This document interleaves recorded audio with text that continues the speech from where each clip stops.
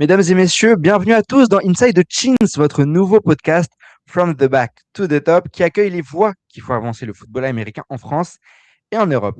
Pour ce second épisode, nous avons la chance d'accueillir un quarterback et non des moindres puisqu'on accueille Badis Gramy. Comment ça va Badis? Bonjour, ça va super et toi? Je suis te recevoir. La week 1 a commencé. Si vous écoutez ce podcast, on est en date du 11 février. La semaine 2 arrive donc à grands pas puisqu'elle aura lieu ce week-end. Alors, Exactement. avant de te pardon, avant de commencer cet épisode, je vais te laisser, te présenter pour ceux qui ne te connaisseraient pas. Qui est Badis Gramy? Quel est ton parcours de vie? Date, lieu de naissance, frères et sœurs, ambiance à la famille, tout ce qui est pertinent pour te connaître, mais qui n'est pas en lien avec le football américain. Bah écoute, moi c'est Baptiste Gramy, j'ai 28 ans, j'ai fait 28 ans là le 20 janvier. Je suis un 98. Bah, j'ai commencé le football américain à Grenoble, donc j'ai grandi à Grenoble. J'ai grandi à Grenoble, j'ai deux petits frères et une petite sœur. J'ai un frère qui a fait du foot juste avec moi en junior et un deuxième qui joue aussi actuellement. Et voilà, hein, un parcours de vie plutôt classique. J'ai mes deux parents, on était six à la maison. J'ai fait collège, lycée, après j'ai fait IUT, BTS. Et voilà, hein, après j'ai travaillé, j'avais la flemme un peu de faire des grandes études. Et voilà, je suis marié depuis un an maintenant. Enfin, un an, ça fera un an le 28. Et, euh, et voilà, garçon ambitieux là qui aime le sport. Et je pense que ça résume un peu le personnage.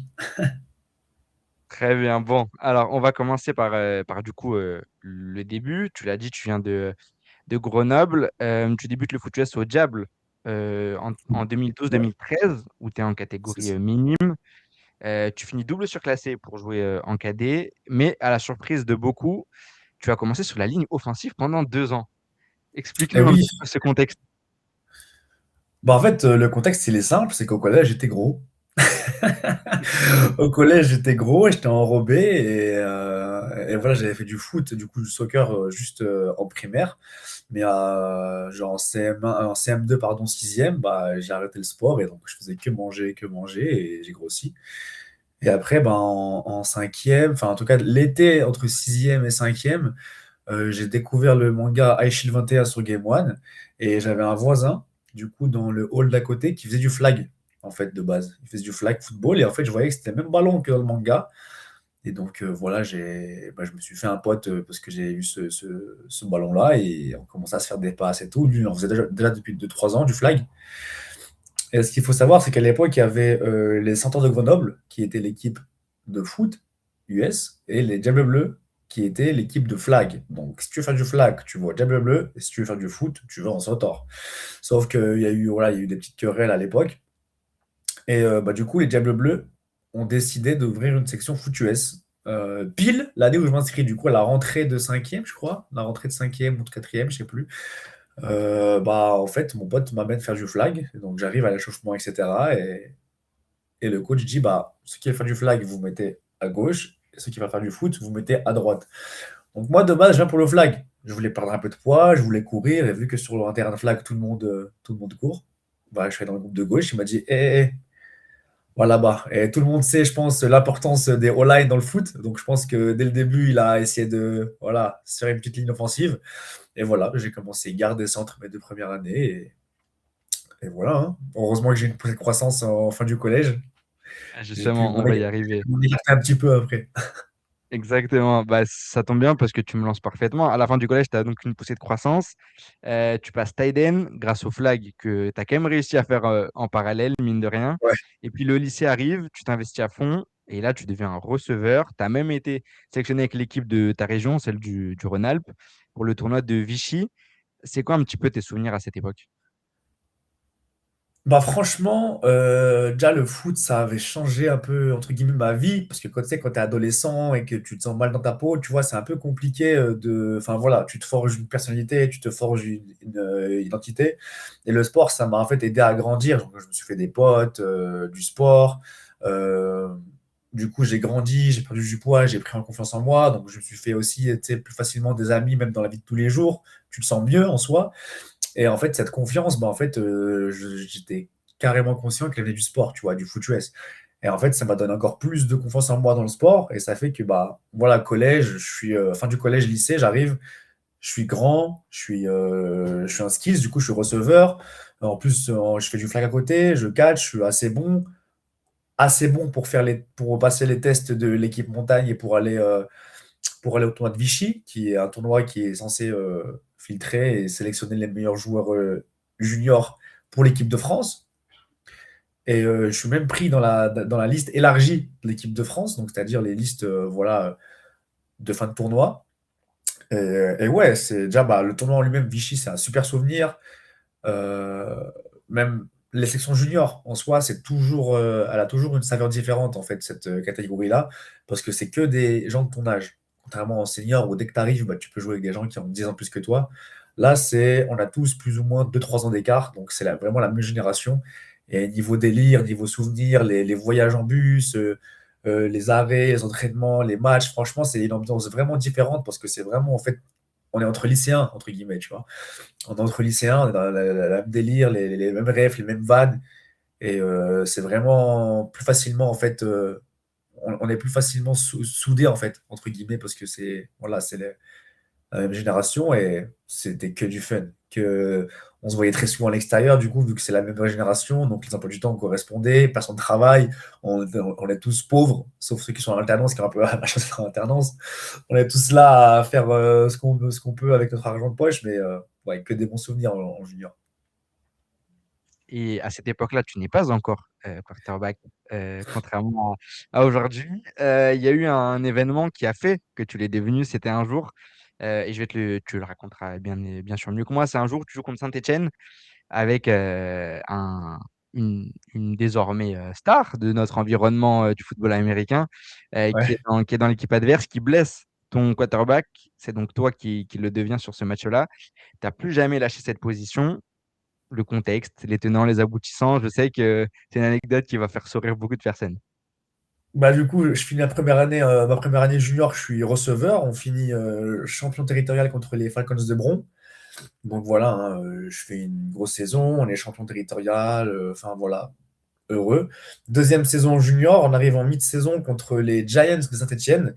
Et il s'avère qu'à cette époque-là, on jouait contre un certain Wael Nasri, qui est actuellement du coup capitaine et linebacker des Munich Ravens en ELF ou en AFLE. Et en fait, bah ouais, on a le même âge et en fait, bah, il nous a détruit notre QB en fait. Notre O-line n'arrivait pas à le tenir, il jouait sur la D-line à cette époque-là. Et en fait, il nous a littéralement détruit notre QB, épaule en vrac. À la mi-temps, du coup, il sort, il rentre plus jamais du match parce qu'il était vraiment foutu, le pauvre. Et bah, du coup, je rentre QB parce que voilà, j'aimais bien le poste, j'aimais bien un peu aussi bah, voilà, gérer et enseigner la chose. Donc, j'avais la chance de prendre 5 minutes à la fin des entraînements pour prendre des réponses QB, heureusement. Et bah, il s'avère que j'ai bien fait parce que, enfin, à la mi-temps, il y avait 0-0. Notre QB, il est out. Je rentre en QB à la mi-temps et on finit à 22-0 avec 3 TD à la passe. Je me fais quand même casser la gueule hein, par Wayne Nasri, ça bouge pas du tout. Il m'a quand même bien, bien secoué, mais on gagne le match. Et depuis ce jour-là, j'ai pris goût, hein. Je me suis dit, ah, en fait, je pense que je fais pour ça. Genre, j'aimais bien lire une défense, j'aimais bien mener l'attaque, et j'aimais bien en fait, être, entre guillemets, l'acteur principal, avoir la balle dans les mains et faire le bon choix, mettre la balle dans les bonnes mains.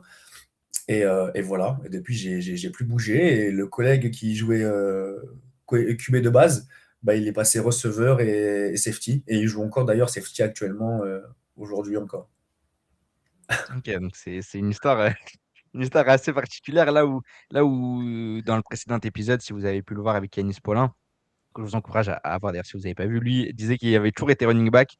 Toi, justement, tu as eu euh, cette appétence à faire plusieurs positions avant de finalement avoir ta position définitive. Bah, appétence, Et en vrai, quand tu es jeune, en cadet, en fait, quand j'étais all-line, je faisais aussi du coup D-line. Quand j'étais tight end, bah, du coup, je faisais aussi D-end. Après, quand j'étais receveur, je jouais encore D-end, mais ça m'arrivait de jouer backer ou quoi. En fait, j'ai toujours joué double plateau. Et en junior, en fait, je crois que j'ai pas le souvenir d'être sorti du terrain jusqu'à ce que je sois en fait officiellement QB. c'est-à-dire ma dernière année junior. Et donc, ouais, appétence, en vrai, les coachs, quand ils voient des athlètes, ils voient des joueurs motivés, des joueurs qui vont plaquage et qui savent catcher, bah, ils les mettent en attaque et en défense, tu vois. Ils vont pas se gêner de prendre des bons joueurs. Et ouais, moi, je jouais returner, en kick-off, j'ai tout joué. Et une fois que je suis QB, bah, je jouais que QB. En vrai, je kiffe le poste, mais ça m'a fait un gros manque quand même de devoir sortir du terrain. Ouais, je pense que c'est pas habituel et justement tu l'as dit, tu avais fait du foot avant, enfin du soccer. Est-ce que tu avais fait encore d'autres sports avant ou est-ce que peut-être tu étais fan de quelqu'un en NFL? Est-ce que tu étais peut-être branché NFL à cette époque-là? Des modèles, quelque chose? Alors, j'étais pas du tout branché. Enfin, je faisais du foot, ouais, du soccer. Quand j'étais plus jeune, je faisais du judo. Après, je me suis un peu cherché, donc j'ai testé des sports. Mais ouais, ça a vraiment été judo. Après, j'ai fait du foot, j'ai fait un peu de basket. Je faisais beaucoup de basket après, plus en mode street basket dans mon quartier. Et après, j'avais la chance d'être inscrit en fait dans les associations de mon école où bah, les mercredis et en fait les week-ends, on faisait vraiment différents sports. Donc environ tous les 2 mois, on faisait du baseball, on faisait du foot, du handball, du basket. Et on jouait contre toutes les écoles de la région et tout. Il y avait des tournois et ouais, je faisais un peu tous les sports, j'avais un peu touché à tout. Et je pense que c'est ce qui faisait de moi, quand j'étais jeune, quelqu'un de très très dynamique. Et à la fin du début du collège, malheureusement, ça a changé à cause de ce changement en fait, voilà, de scolarité. Mais j'ai toujours été un grand fan de sport. Après, moi, quand j'étais jeune, j'étais un grand fan de Yaya Touré, le joueur de foot là, de Manchester City et de Barcelone à l'époque, ivoirien. C'était mon joueur préféré parce qu'il était grand, il avait ce contrôle du jeu. Et voilà, quand je faisais du soccer, bah, j'étais milieu de terrain. Plus tard, je suis devenu neuf parce que j'étais assez grand aussi pour mon âge. Mais ouais, c'était. Après, c'est juste des joueurs que je kiffais. J'ai jamais vraiment eu d'idole ou quoi en soi. L'interview de Yaya Touré par Zach Nani, tu l'as vu? Je crois que je l'ai vu, ouais. Ah, parce que si Intimement, tu l'as ouais. pas vu, il faut que tu regardes, hein. Si tu étais fan de lui, si tu l'as pas vu, il faut que tu regardes. C'est important. Ok, alors on va revenir à ta carrière. Donc, tu passes ensuite senior dans ton club formateur de Grenoble jusqu'à la saison 2018-2019. À ce moment-là, tu te rends compte de ce que peut t'apporter le football américain. Tu décides de partir en Allemagne sur les conseils d'un coach de la sélection tunisienne. Tu arrives en GFL 2 avant de partir en quatrième division finalement. Un choix osé, risqué, un peu fou. Est-ce qu'aujourd'hui, tu as le sentiment que c'était la bonne décision à prendre à ce moment-là? Mais carrément. En fait, je savais qu'à partir de ce moment-là, ma vie elle allait changer. Dans le sens où bah, je savais que voilà, je voulais partir de Grenoble, j'avais eu mon BTS, j'avais dit à mes parents, voilà, j'ai mon diplôme, maintenant je voudrais un peu bouger.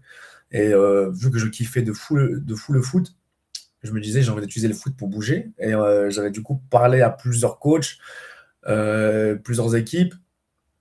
Et bon, j'étais personne. Je suis un quarterback de Détroit, je suis personne, je suis pas coaché. Je me suis fait une tape tant bien que mal. Bon, tu vois, il y a beaucoup de choses à faire, tu vois. Et, c'était un chantier à faire encore à l'époque.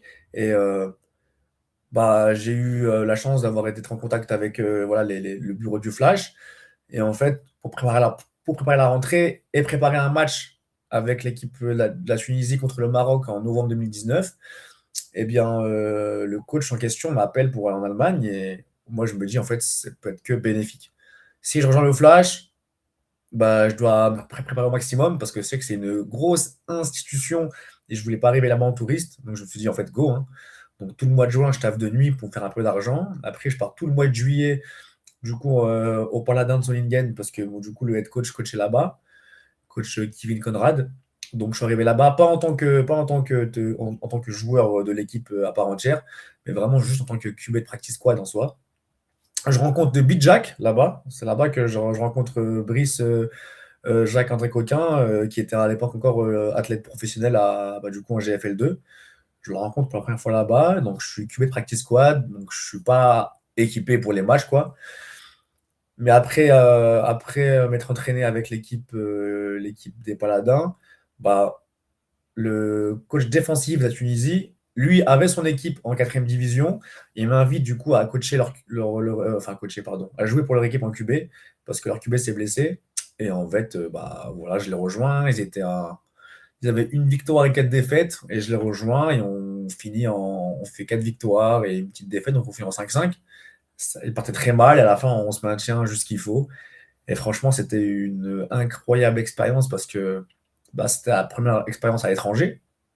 Très jeune en soi, j'avais 21 ans, donc c'était assez jeune. Et bah, en fait, juste après ça, je rebondis au flash, en fait. Je rebondis au flash, et après, bah, c'est là que vraiment tout décolle, quoi. Alors, on va effectivement aborder la suite au flash. La barrière de la langue en Allemagne, ça va? C'était pas très dur. En vrai, non. En fait, étonnamment, les Allemands, ils sont très bons en anglais. Encore plus quand ils sont bourrés. Ça, c'est une précision. Parce que du coup, Ok. voilà, à l'école là-bas, c'est un truc assez normal. Enfin, c'est surtout la bière. Mais oui, ils parlent hyper bien anglais. Et moi, je me débrouille très bien en anglais. Donc, en fait, et surtout, le foot US, c'est un sport américain. Donc, tous les termes sont anglais. Donc, au bout d'un moment, en fait, si tu maîtrises l'anglais, ça va. Et les Allemands se débrouillent très, très bien en anglais. Donc, en vrai, ça va. J'ai appris quelques mots, mais j'ai tout oublié là. Ok, bon, ok. Donc, ensuite, tu l'as teasé il y a quelques secondes, tu reviens finalement en France et là, directement, tu rejoins le Flash de la Courneuve où tu jouais avec l'équipe B lors de la saison 2019-2020. Mais hélas, le Covid est passé par là. La saison suivante ne s'est pas jouée et pour la saison 2021-2022, tu mènes à brio cette équipe du Flash jusqu'en demi-finale de conférence. Est-ce que cette expérience au Flash du début jusqu'à la fin, ça reste un souvenir compliqué pour toi? Non, non, non. En fait, quand je prends mon expérience au Flash dans sa globalité, c'est un de mes meilleurs souvenirs en fait, enfin, de ma vie en fait. Je pense que c'est la période qui m'a le plus forgé, déjà en tant que joueur, mais surtout aussi en tant qu'homme. Parce qu'il faut savoir que bah, quand je suis allé jouer pour la Courneuve, bah, j'ai eu l'expérience avec l'équipe B, donc avec la D3, où je me suis fait des frères à vie, où mes coachs, jusqu'à maintenant, on s'appelle, on se donne des nouvelles, et c'est des gens que je garde vraiment en haute estime. Ensuite, quand je suis monté en première, en élite, etc., même encore là, je me suis fait des frères pour toujours. Le coaching staff m'a beaucoup apporté, tant sur le plan athlétique que sur le plan tactique ou même humain. J'ai appris beaucoup, j'ai grandi en tant qu'humain, j'ai appris la discipline, l'abnégation, ce que c'est de vraiment en fait travailler, euh, d'aller chercher ce qu'on veut, de vraiment cravacher pour nos idéaux et pour ce qu'on veut atteindre. Et, euh, et en vrai, bah, c'est aussi là à ce moment-là que j'ai rencontré ma femme actuelle. Donc, non, non, dans toute cette période-là, ça fait partie des meilleurs souvenirs de ma vie. Après, bon, en Île-de-France aussi, il y a aussi la période avec les Diables Rouges.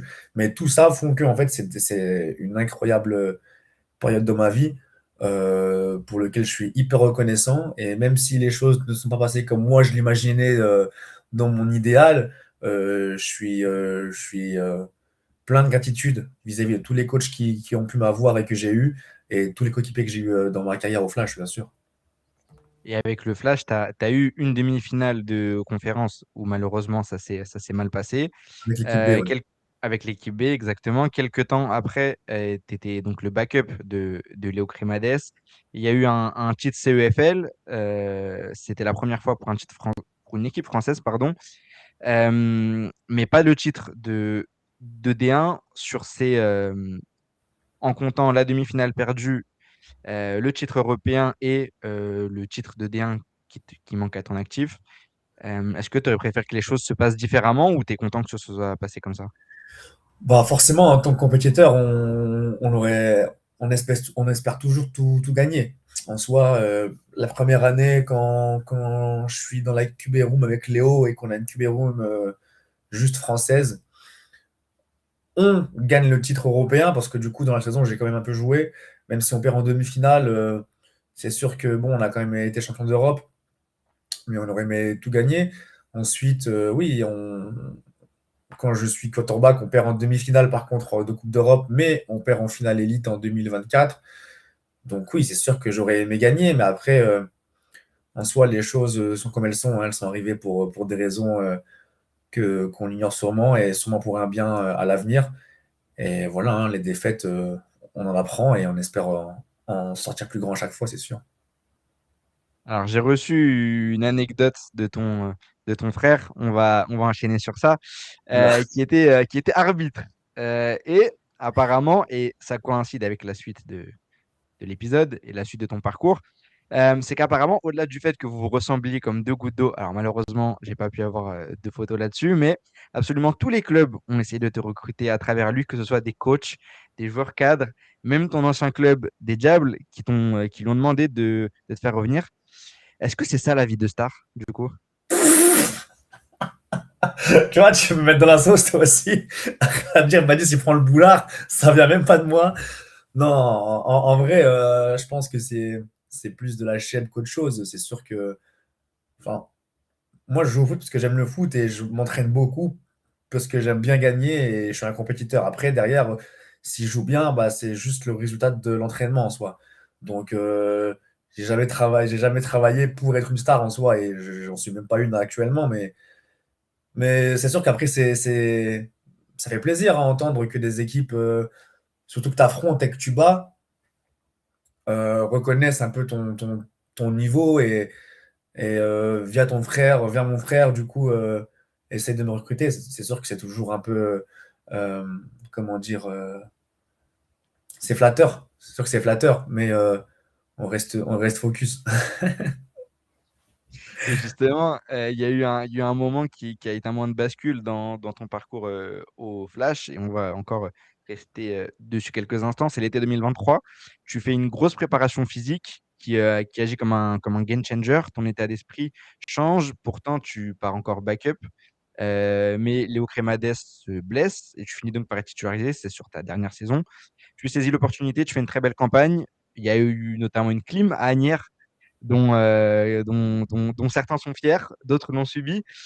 Finalement, est-ce que cette dernière saison, c'était enfin la récompense de tout le travail que tu avais accompli depuis le début de ton parcours footballistique?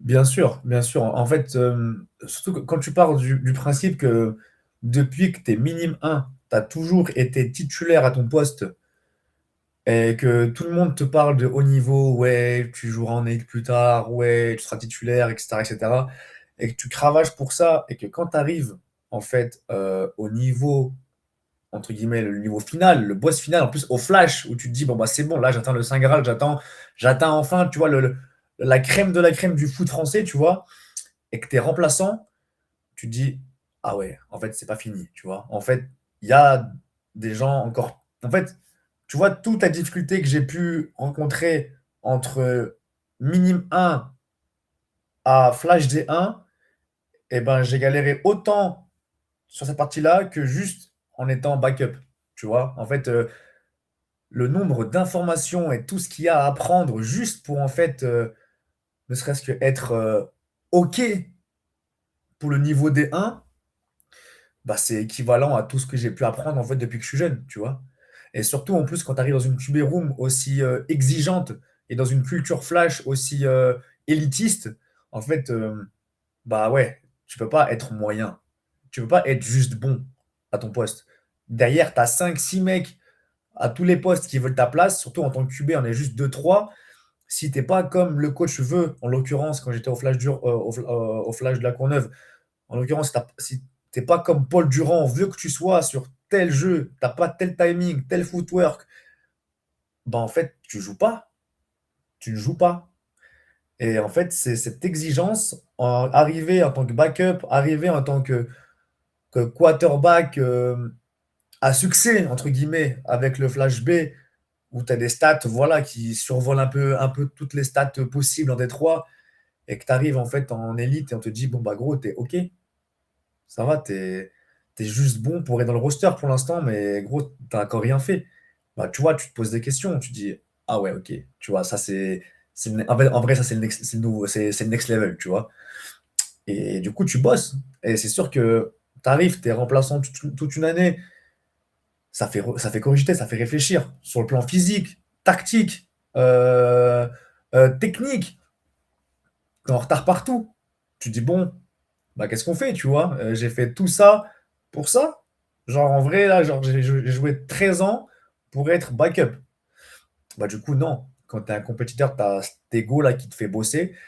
Et heureusement, bah, grâce au camp du coup HEA, en l'été 2023, bah, je me suis entouré bah, du coup de mes amis qui ont ce camp-là. Donc Yuri Ponzo qui a mis en place ce camp avec un programme excellent, hein, 2 entraînements terrain et 2 entraînements muscu par semaine pendant tout l'été, avec un préparateur physique qui encadre tout ça, Benoît Marathon, qui est encore mon préparateur physique actuel. Je me suis aussi entouré d'une nutritionniste. À l'époque, c'était Émilie Ribalta, il me semble. Euh, et voilà, en fait, j'ai mis toutes les choses de mon côté. Nutritionniste, préparation d'été. Et vu que j'étais backup, bah ouais, on sort d'une année où on est champion d'Europe, mais j'étais remplaçant. Tu vois, j'avais la moitié en fait du bonheur en fait lié à ça. J'étais content, collectivement, on a réussi, mais je me suis pas senti impliqué, tu vois. Et donc, ouais, déclic de ouf. Genre, je me tue tout l'été. Et moi, je me dis, je suis prêt, tu vois. Je me dis, cette fois-là, cette année-là, j'ai de quoi rivaliser avec Léo, qui était un très très bon quarterback. Et je le rappelle, on a gagné le titre européen avec un QB français qui était Léo Cremades. Très très bonne campagne européenne, très très bonne saison. Je me dis, ouais, ok, il est plus jeune. Et ça veut dire qu'en fait, tous les arguments sont de son côté, tu vois. Il est plus jeune, techniquement, il est meilleur que moi. Qu'est-ce que j'ai pour moi, tu vois? Et moi, je bosse avec du coup mes points forts, tu vois? J'ai le leadership, j'ai l'abnégation, je suis déter, tu vois? Et il faut juste que je corrige un peu ce qui me ralentit. Et on a eu un nouveau coaching staff, en tout cas en attaque, donc il y a tout à prouver, tu vois? Le mec, il arrive, il va se faire son idée, donc je me la suis tué pour être au niveau. Et moi, je pense que j'aurais réussi mon pari. Mais ouais, malheureusement, après, je commence aussi encore sur le banc. Mais j'étais prêt, tu vois. Là, pour le coup, si je rentrais d'une minute à l'autre sur le terrain, je pouvais jouer et j'étais confiant. Je me dis, là, je rentre, je ball. Tu vois ou pas? Alors que l'an dernier, je rentrais, tu disais, oula, ok, c'est la D1, d'accord, ok, la lecture, tu vois, c'était pas du tout le même état d'esprit. Et là, tu me fais rentrer, je dis, ok, eux, là, je vais les découper. Tu vois, c'était pas du tout la même approche. Ok, j'ai compris. Mais justement, dans tu l'as dit, tu avais toujours eu l'habitude d'être titulaire, même avant d'être QB, tu sortais jamais du terrain. Dans la tête, au-delà de physiquement, de footwork, de timing, etc., dans la tête, comment toi, est-ce que tu as su garder confiance en toi?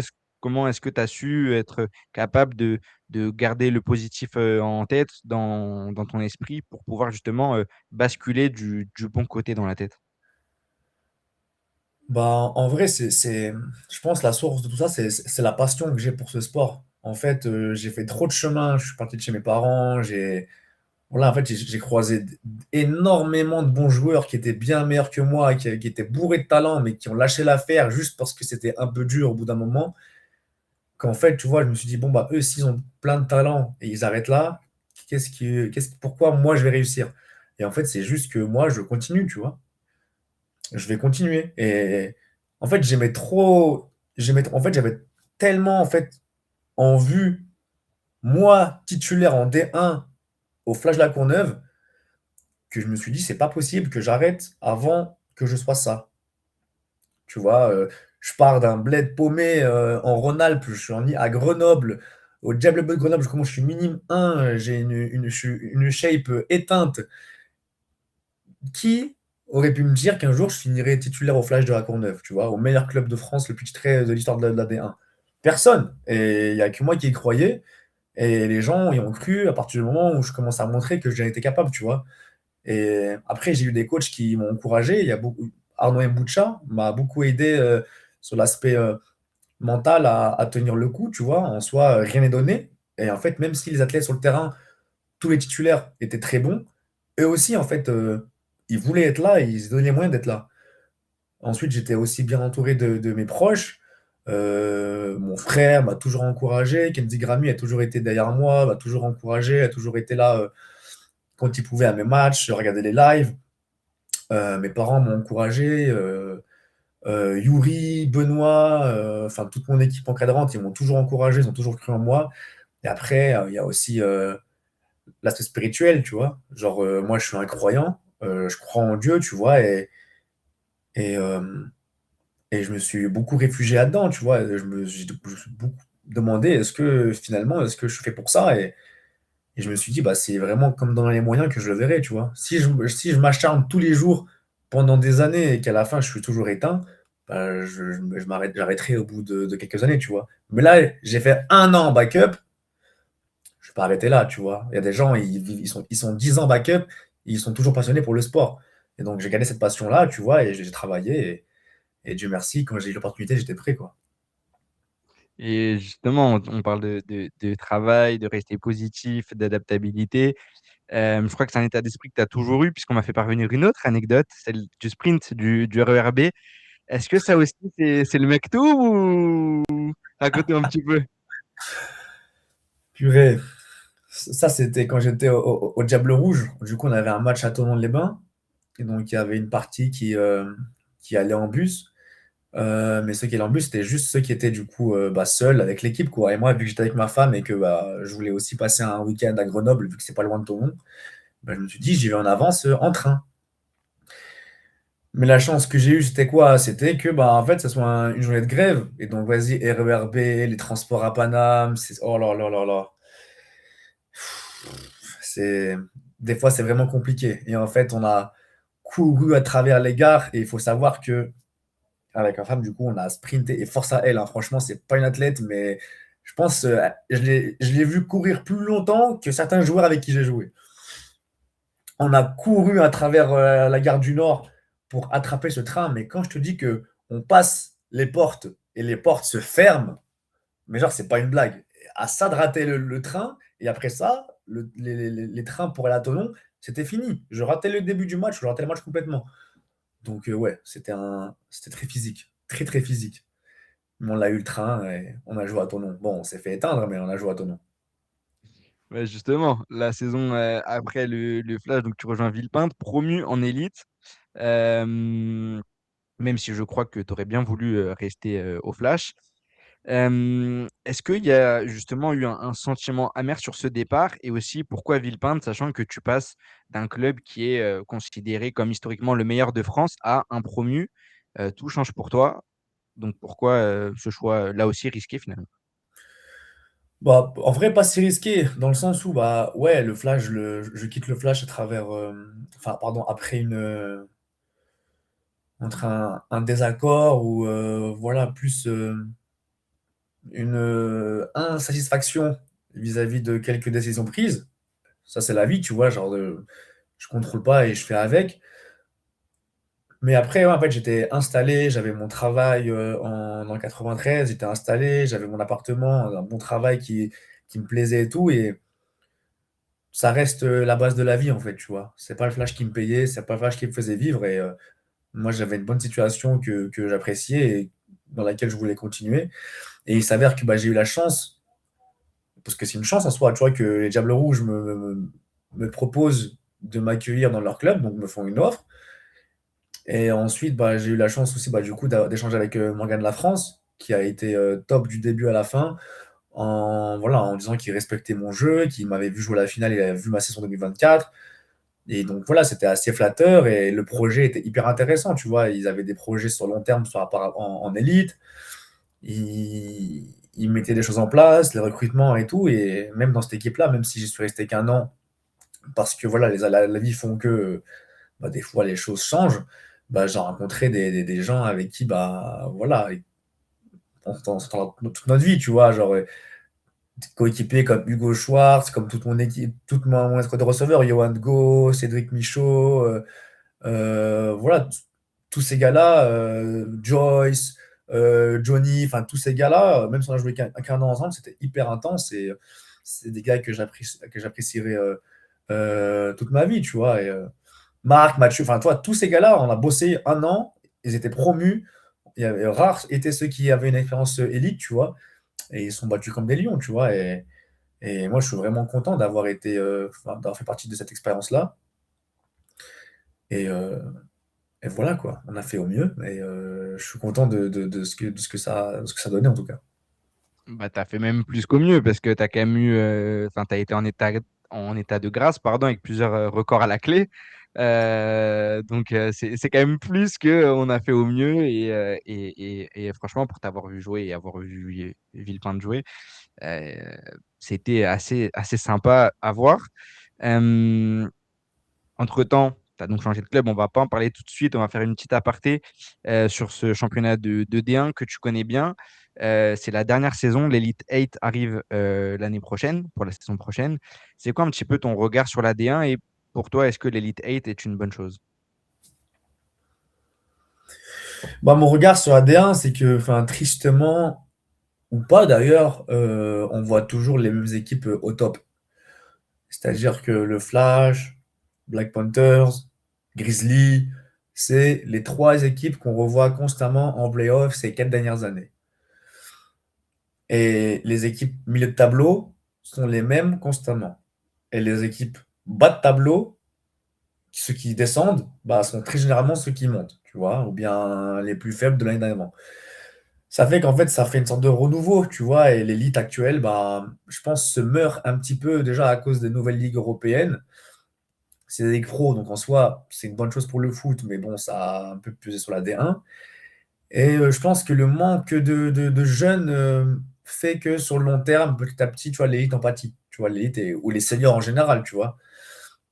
D'où le fait que la base de chaque club, c'est la jeunesse. C'est la jeunesse, et je pense que chaque club ne le dira jamais assez, mais s'ils ont des jeunes, les seniors pourront survivre à plus long terme. Et ça a été comme moi, en fait. Les Diables Bleus, ils ont investi d'abord dans les cadets avant de 3 ans après faire une équipe senior. Donc il y a eu équipe cadet, équipe junior et après équipe senior, même si l'équipe senior était déjà là un peu, mais pas officiellement. Ça fait que quand je suis arrivé moi en senior, en fait, c'était toute la génération qui a commencé la première année de foot dans ce club-là, qui est arrivé en senior et qui a permis de faire un collectif en fait vraiment solide. Il y avait un noyau dur de joueurs expérimentés depuis la jeunesse qui intégraient un effectif élite, pardon, un effectif senior. Et là, tu avais une bonne structure. Là, tu avais un beau roster.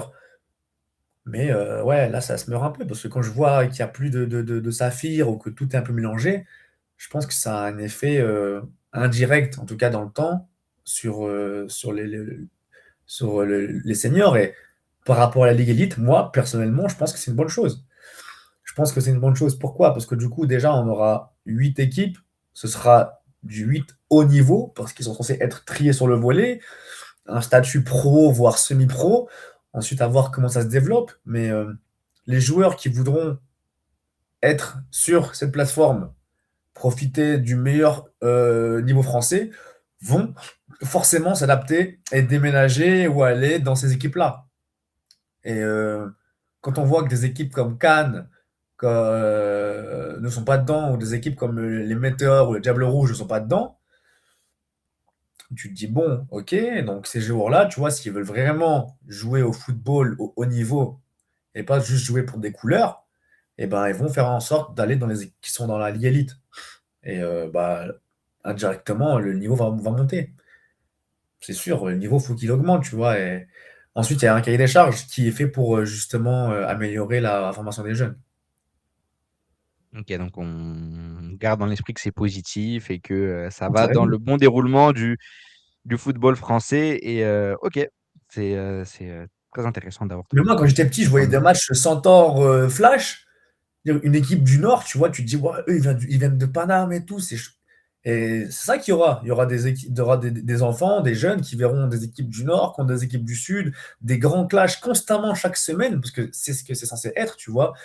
L'an dernier, il y avait des Nice Cannes c'est le match. Je savais déjà qui allait gagner. Tu voyais des Cougars Flash, tu disais ouais, miskin. Tu vois ce que je veux dire? Enfin, c'était compliqué, tu vois. C'est vrai que les équipes doivent se restructurer, pardon, et on doit pouvoir avoir un spectacle un peu plus équilibré maintenant en élite ou en ligue élite, même si, bon, bien sûr, les grosses équipes resteront des grosses équipes parce que voilà, ils savent comment gérer leurs joueurs, mais j'espère qu'il y aura plus de spectacles en tout cas l'année prochaine. Ok. T'as rejoint Perpignan, dédicace au t-shirt cet été, avec déjà un premier succès à la clé contre une équipe des Centaures que tu connais très bien. Une équipe de Perpignan qui sera d'ailleurs en Elite 8 la saison prochaine. Dans quel état d'esprit est-ce que tu as rejoint cette conférence sud, puisque tu as fait le grand saut, en tout cas en élite, tu es passé du nord au sud? Exactement. Alors, moi, déjà, dans le cadre de mon mariage avec ma femme, après discussion, tu vois, on avait déjà des projets de vouloir un peu sortir de l'Île-de-France. Pour des raisons personnelles, on voulait un peu voilà, bouger un petit peu. On voulait déjà aller un peu dans le sud. Et de ce fait, bah, j'ai eu la chance, moi, d'avoir des offres d'équipes du sud. Donc j'ai pu discuter du coup avec les dirigeants des Blue Stars et les dirigeants des Grizzlies et d'autres dirigeants aussi. Et ça fait que bah voilà, on en parlait et j'ai pu lier l'utile à l'agréable, tu vois, avoir un bon cadre qui nous plaisait et dans lequel on se voyait à plus long terme qu'en Île-de-France et continuer, moi, à jouer à haut niveau, tu vois. Donc à la fin, ça s'est résumé à Grizzly ou Blue Star. Et mon choix, du coup, s'est orienté vers les Grizzlies. Et voilà, pour l'instant, j'en suis très satisfait et très content. Et tu viens au Grizzly pour le titre, tu viens au Grizzly pour de la figuration, tu viens au Grizzly pourquoi en fait? C'est quoi les Ah, ouais. objectifs? Faut savoir que, marié ou pas, je reste un compétiteur. Je reste le même mec qu'à la Grinta depuis que je suis backup, etc. Donc, je suis pas venu à Perpignan parce que j'aime bien les montagnes et la plage. Je suis venu à Perpignan parce que je crois aussi que l'équipe a tout ce qu'il faut pour être championne. Je crois en projet, je crois au coaching staff, je crois en mes coéquipiers. En plus, on a fait des gros recrutements, du coup, des gros joueurs qui, en plus, rejoignent d'autres grands joueurs. C'est hyper excitant, tu vois. Quand tu vois des Animel, Idriss Ramki, avec voilà, des grands joueurs en fait ensemble, tu vois, bah, ça donne envie, tu vois. C'est sûr qu'en plus, avec des Zachary Bouelou, enfin, tu vois, même des joueurs prometteurs, tu vois. En fait, il y a des joueurs de l'expérience déjà connus à l'international ou en équipe de France ou en pro, avec des jeunes joueurs prometteurs, un coaching staff voilà, qui sait de quoi il parle, un projet très ambitieux. Bah, bien sûr, ça fait que bah, c'est excitant. Tu as envie de jouer avec des grands joueurs, tu as envie de faire partie des grandes équipes. Tu veux, avec ta grande équipe, faire de grandes choses. Il y a tout ce qu'il faut pour réussir ici. Donc le titre de conférence, ça y est, c'est pour vous. Cannes, c'était quand l'année Bien dernière. sûr, c'est l'objectif, bien sûr. Bien sûr, Cannes a fait une grosse saison l'an dernier. Après, qu'on soit premier, deuxième ou troisième, même si le mieux c'est d'être premier, le but c'est de faire la meilleure course dans les playoffs et d'aller jusqu'au bout et de prendre le titre, tu vois. Donc nous, on vise que la finalité, sans sauter les étapes, match après match. On garde notre but en tête et on fait tout pour, hein. C'est bien. Et est-ce que tu as déjà vu des différences entre la Conf Nord et la Conf Sud, même si tu n'es pas très longtemps dans le Sud, mais est-ce qu'il y a déjà des choses qui se dégagent peut-être? Le fait de ne pas jouer les Black Panthers, par exemple? Non, pour l'instant, non, j'ai pas assez de recul pour pouvoir vraiment avoir un avis là-dessus. Je pense qu'il y a d'autres joueurs qui pourront te faire enfin, avoir un meilleur avis sur la question. Mais ouais, après 2 ans passés en conférence Nord, c'est sûr que préparer les Black Panthers ou le Flash ou les Molos de Abed, bah, c'est sûr que c'est pas une mince affaire, hein. C'est la partie mentale, la partie préparation est très rude. Mais pour l'instant, on a préparé que Grenoble. J'ai pas encore enfin là, je prépare les ours aussi, mais j'ai pas encore eu la chance de préparer les Blue Stars ou de préparer Cannes. Et une fois que je les aurai joués, je pourrais avoir un avis beaucoup plus précis sur la question. Mais après, bon, en tant qu'ancien du Nord, en vue des derniers champions, en vue des derniers champions, j'ai l'impression que la conférence Nord est globalement meilleure que la Sud. Mais après, voilà, moi je suis dans le Sud aussi pour inverser ça, quoi. Ok, donc t'es pas parti dans le Sud parce que tu avais peur des équipes du Nord. Il y a aucun Mais lien. jamais de la vie, jamais de la vie. Mais je vais les jouer en playoff. Je vais les jouer en playoff. Donc forcément, bah On te non, le j'ai peur souhaite. d'eux. La vie. Que je croise le Flash ou le BP ou les Molos, ce sera la même. Je vais les préparer de la même manière et je vais les battre de la même manière. Ok, wow. Le message est lancé. J'ai hâte de voir ça. Et justement, pour mettre toutes les chances de ton côté, on l'avait déjà abordé dans le dernier épisode avec Yanis Paulin, le football US n'est pas professionnel en France. C'est dans ce but-là que l'Elite a été créée. Beaucoup doivent donc gérer un emploi du temps. Ça a été le cas. Tu l'as dit, tu avais un travail dans le 93 qui te plaisait, tu avais une bonne situation. Cette année, tu as fait le choix de vivre exclusivement du football américain. Comment est-ce que ça se passe pour le moment? Je sais que tu es à la recherche de partenaires, il me semble. Ouais, après cette partie-là, je sais pas si je vais pouvoir, trop en parler dans les détails, mais ouais, c'est ça. Après, en tant qu'athlète, j'ai beaucoup de charges liées du coup à un peu à mon quotidien d'athlète. C'est-à-dire que ouais, j'ai du kiné, j'ai une nutritionniste, prépa mental, préparateur physique, j'ai une nutrition qui doit être adaptée aussi à à ma pratique sportive. Donc c'est sûr que le quotidien a un coût, tu vois? Même les déplacements pour les entraînements et cetera, tout ça a un coût. Donc ouais, les Grizzlies nous permettent, en tout cas nous facilitent, la recherche de partenaires pour nous sponsoriser, tu vois? Après, c'est à nous aussi de faire les efforts pour aller chercher les partenaires et pour que les partenaires s'engagent avec nous. Mais c'est ça, je suis dans une optique où cette année, j'aimerais voilà, m'investir à 100% et Dieu merci, pour l'instant, je le peux, m'investir à 100% en tant qu'athlète et pourquoi pas, voilà, après, mettre en place, voilà, des choses pour pouvoir en vivre à plus long terme. Et tu as quand même bon espoir que ça puisse se faire d'ici les Bien sûr, prochaines semaines, il prochains mois. faut rester positif. En plus, voilà, avec les échéances qui arrivent au flag aussi, c'est important de mettre ça en lumière avec les JO, etc. Les gens sont toujours un peu friands de grands événements, donc c'est sûr que si le foot plus le flag, ça permet d'attirer l'attention, donc on va faire ça bien. Et d'ailleurs, ça tombe bien que tu parles du flag, puisque tu avais commencé avec l'équipe de France un petit peu plus tôt dans ta carrière. Récemment, tu as joué la CAN avec la Tunisie. Ça s'est passé comment? Ça s'est hyper bien passé. Alors, ce qu'il faut savoir, c'est que ouais, j'étais avec l'équipe de France de foot US, du coup, à la campagne 2025, non, 2024, pardon. La campagne 2024, bah, du coup, voilà, c'était pas un grand succès. On perd le statut de haut niveau, en tout cas pour le foot US, c'est-à-dire qu'il y aura plus d'équipe de France avant un petit moment.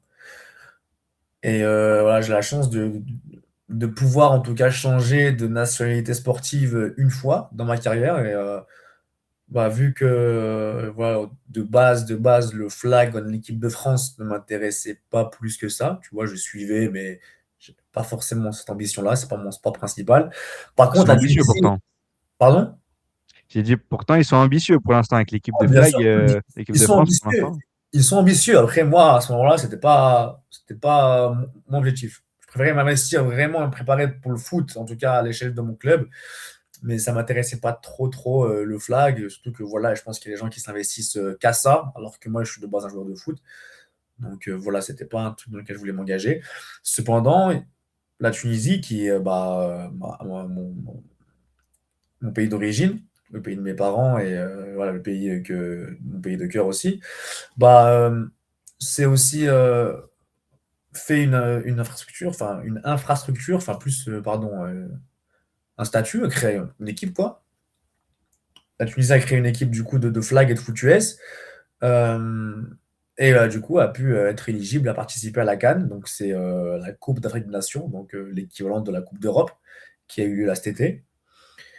Et bah, ça fait on a pu participer à la Coupe d'Afrique en Égypte. Ça a été fait en Égypte là en juin 2025. Et on arrivait troisième, bah, comme l'équipe de France en Coupe d'Europe, tu vois. Derrière le Nigeria et l'Égypte, des grosses équipes qui ne déméritent pas bah, du coup leur classement, même si on méritait aussi.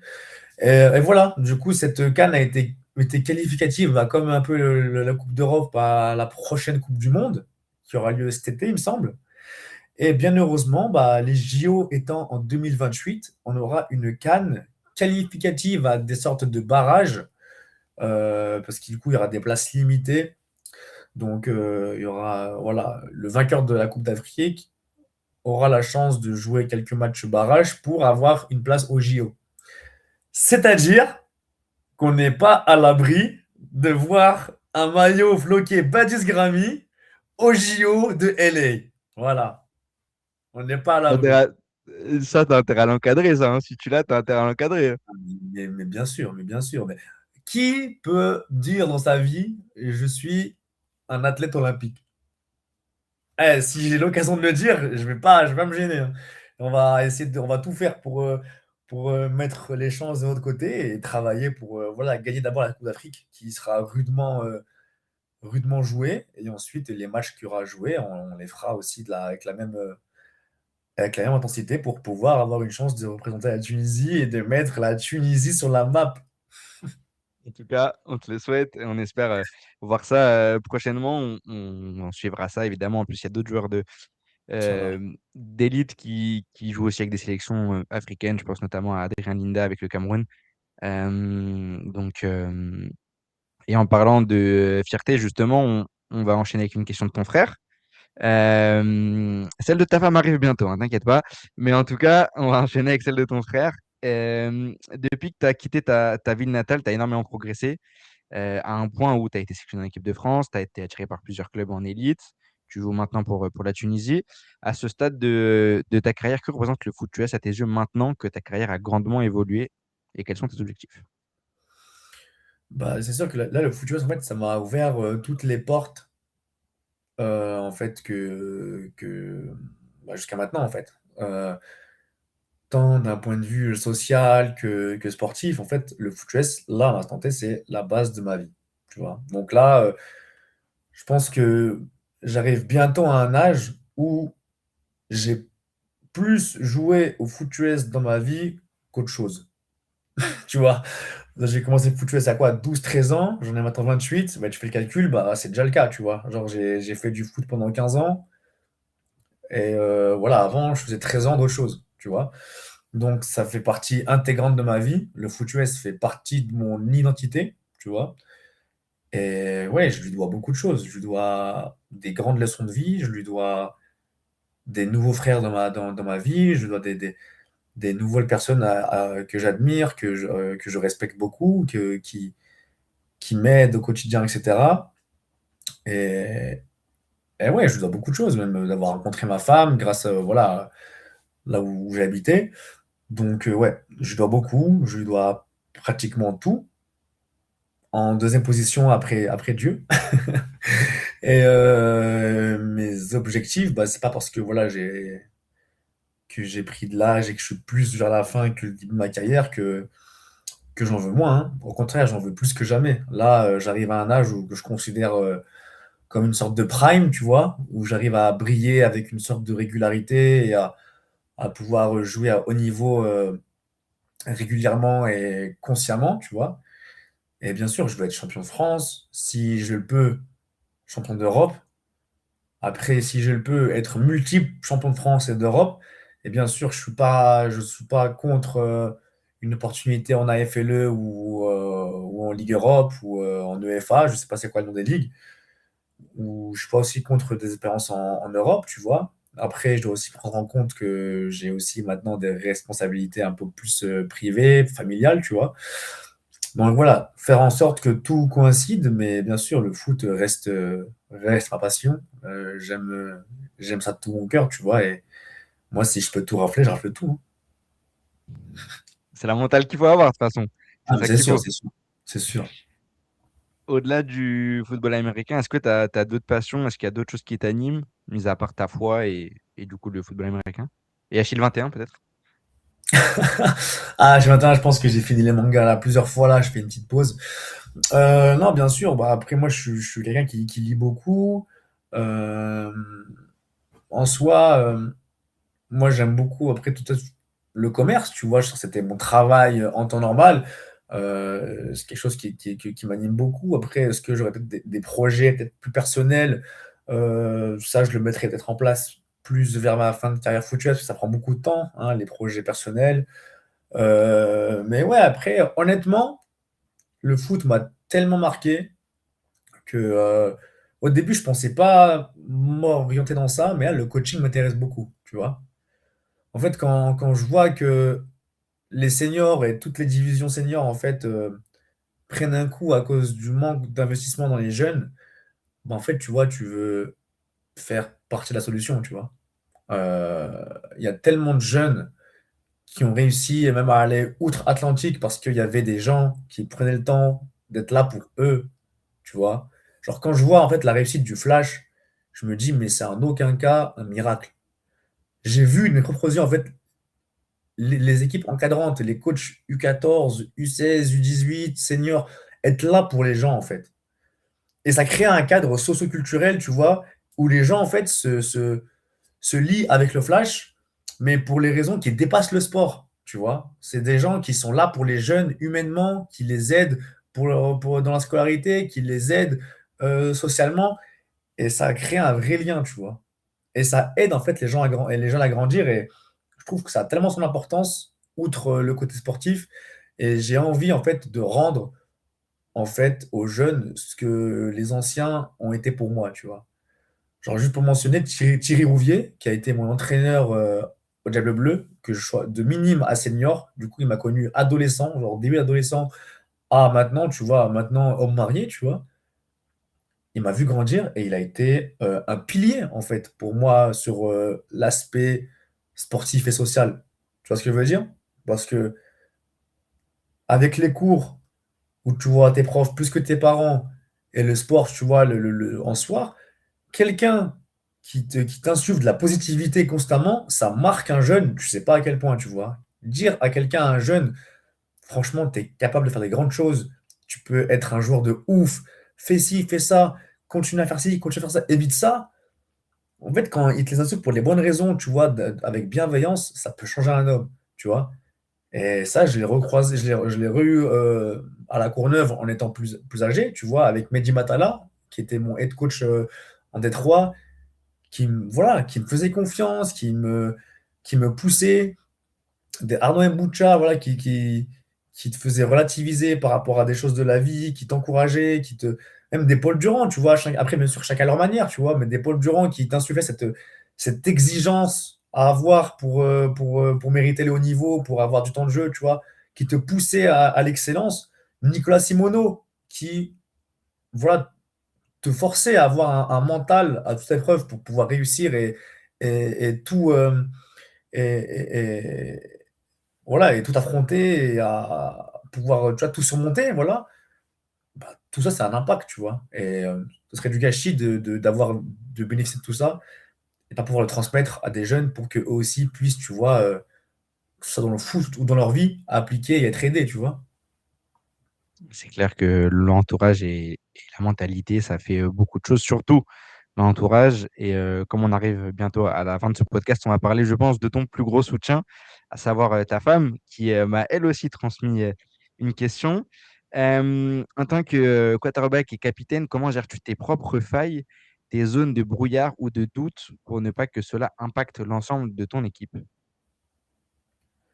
Bah, je pense que ça va être une réponse que beaucoup ont pu déjà entendre d'autres bouches mais c'est la préparation.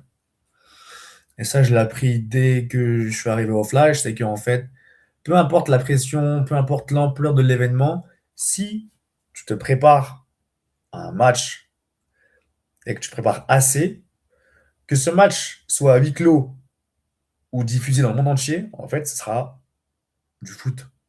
Et tu joues contre les gens que tu vois à la vidéo, contre le scout team que tu as à entraînement, ce sera la même chose. Donc, je pense que je comble mes failles qui peuvent être peut-être la mobilité ou la vitesse. Je les comble par une connaissance accrue des défenses adverses. Et quand je dis accrue, ça veut juste que je me tabasse sur Hudl à, regarder, à des coups de 5, 6, 7 heures par semaine sur Hudl pour analyser les défenses adverses, pour pouvoir les découper et mettre la balle dans les mains de mes coéquipiers qui sont, bah, eux, des athlètes beaucoup plus rapides que moi, beaucoup plus agiles que moi. Et voilà, et faire ma part, tu vois. On est 11 sur le terrain. Si j'arrive à faire mon 1 11e correctement, je sais que je fais les bonnes choses. Donc, c'est la préparation et la confiance en moi. Être confiant en tant que QB, c'est primordial. Même si tu sais ce que tu fais, si tu ne parais pas confiant, tu n'insuffles pas quelque chose de rassurant à tes coéquipiers. Parce que là, le centre, il voit un mec qui tremble constamment, il se dit, waouh, c'est à lui que je donne la balle à tous les jeux, c'est chaud, tu vois. Alors, si tu es là, tu as de l'entrain, tu es fort dans tes propos, tu as les yeux confiants, tu as envie de gagner, ça va se transmettre. C'est contagieux, ça, tu vois. Et les gens auront envie de jouer pour toi et te feront confiance, tu vois. Et voilà, c'est la confiance et la préparation. C'est ça qui fait de toi le meilleur QB d'élite, selon tes propres dires? Moi, d'abord, je dis meilleur QB français et j'ai dit que je serai le meilleur QB d'élite en fin de saison. Mais ouais, c'est grâce à ça que je le serai. Tu nous as pas beaucoup, tu nous as même pas du tout parlé d'NFL depuis le début de l'épisode. Est-ce que c'est quelque chose que tu regardes? Est-ce que tu as une équipe? Est-ce que tu as regardé le Super Bowl? Est-ce que tu as admiré Bad Bunny? C'est quoi ton rapport avec l'NFL? Bah, la NFL, je regarde, ouais, les matchs, surtout les matchs de dimanche à 19h, parce que, enfin, en vrai, j'ai plus trop la foi de regarder les matchs hyper tard ou les prime time ou quoi, surtout en semaine. Avec l'entraînement, tout ça, enfin, c'est très fatigant et voilà, je regarde ce qui est à des horaires raisonnables. Mais moi, je regarde. Après, honnêtement, je prends beaucoup plus de plaisir, ça va être bizarre, hein, à regarder la NCAA, voire la D1 ou des matchs ELF que la NFL, mais à cause des pubs, en fait. Les coupes pubs, ça me gave. Et en fait, il y a toujours des pubs, tu prends ton téléphone, et quand c'est ton téléphone, et même que le match il revient, en fait, t'es plus dans le match, tu vois. Donc, ouais, j'apprécie, je regarde surtout les playoffs et les gros matchs. Après, moi, je regarde surtout les highlights. J'aime bien regarder les highlights que la NFL met, parce que moi, c'est que du foot. Mais ouais, je trouve ça intéressant. Sinon, je regarde aussi un peu la NCAA. Je suis Georgia, FSU, certains programmes que j'aime bien, parce que j'aime bien les schémas tactiques offensifs ou quoi. Mais ouais, après, j'aime bien les Chargers. Le Super Bowl, non, je l'ai pas regardé entièrement parce que ouais, je trouvais pas terrible, surtout que voilà, j'étais en plus sur la route à ce moment-là, donc j'ai pas pu tout finir. Et non, je suis pas très fan des shows de la mi-temps ou de la musique en général, c'est pas des trucs qui m'intéressent, donc voilà. Ok. Ok, très bien. Ben, écoute, on est donc à présent à la fin de ce podcast. Est-ce que tu avais quelque chose à rajouter, peut-être un dernier mot, quelque chose, des remerciements, des shout-outs, quelque Bah, bien chose? sûr, bah, un gros bisou à ma femme qui m'encourage et qui me soutient quotidiennement à atteindre mes objectifs. Merci à mon entourage, hein, mes potes, mes Attends, potes, je la mets à l'écran parce qu'elle mérite, je pense. voilà, la fan numéro un. Mes potes, mes coachs, ils croient en moi, toutes ces personnes-là, voilà, je bosse dur, il n'y a pas de souci avec ça. Et on se voit, bah, j'espère qu'on se verra à la finale élite. J'espère, j'espère, c'est pas moi qui suis responsable de ça, Non, hein. Mais moi, j'espère. Faut appeler j'espère que la tu Fédé, seras, faut parce appeler la que Fédé. Bah non, on s- moi, je vais essayer, mais ça dépend pas que de moi. non, non, mais j'espère que tu seras parce que moi, j'y serai. Voilà. Ah bah écoute, si tu seras, si tu y es, j'y suis. Même en tribune, j'y suis alors. Et Ok, voilà, et bon. soit à tous mes receveurs, ma O-line et mes gars d'attaque. Allez, parfait. On passe le bonjour évidemment à tous les Grizzlies. Et puis, bah, on vous souhaite une bonne fin de saison à toi et puis aux autres en espérant que tu vas réussir à tenir tes promesses, Badis, parce que j'y mets beaucoup, beaucoup d'importance à tenir ses promesses. C'est très, très Ah, important. je bosse pour, t'inquiète pas. Parfait.